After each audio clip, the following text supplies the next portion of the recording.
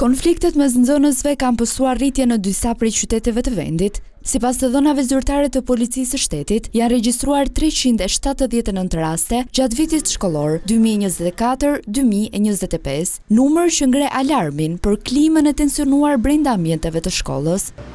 Për vitin shkollor 2024-2025, Tirana kryeson listën me 211 raste të referuara në polici, 18 raste më shumë se sa një vit më parë, ndërsa Korça vjen pas saj me 68 raste. Shumica e konflikteve kanë qenë verbale, por nuk kanë munguar edhe rastet kur debatet janë përshkallëzuar në dhunë fizike. Rastet me problematika të tilla, dëmtime të lehta apo keq përdorim të rrjeteve sociale, për të cilat është parë nevojshëm referimin në prokurori, janë ulur. Gjatë vitit 2023-2024 ka patur gjithsej 42 raste, ndërsa për vitin shkollor pasardhës ka patur 29 raste. Psikologët e lidhin rritjen e agresivitetit tek të rinjt me modelin e sjelljeve që atyre u serviret nga shoqëria dhe mënyrën se si mësojnë të zgjidhin mosmarrveshjet mes tyre.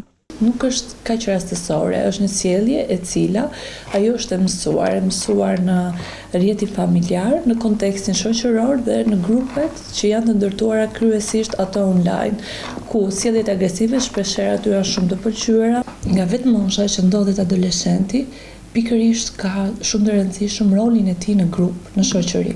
Dhe këtë rol ata shpeshherë e kërkojnë ndonjëherë me agresivitet fizik.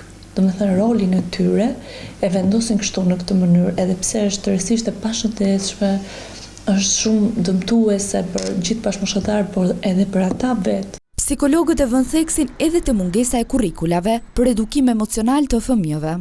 Mënyra se si të edukohemi nga ana emocionale realisht mungon për shkolla dhe kjo duhet jepet fokus nëpërmjet një kurrikule të veçantë mësimore ku fëmijët dhe adoleshentët të dinë se si të edukohen me anën emocionale, të njohin emocionet. Një tjetër element që theksohet nga specialistët është nevoja për një bashkëpunim më të fortë dhe një komunikim më efektiv mes trekëndëshit, mësues, nxënës, prindër.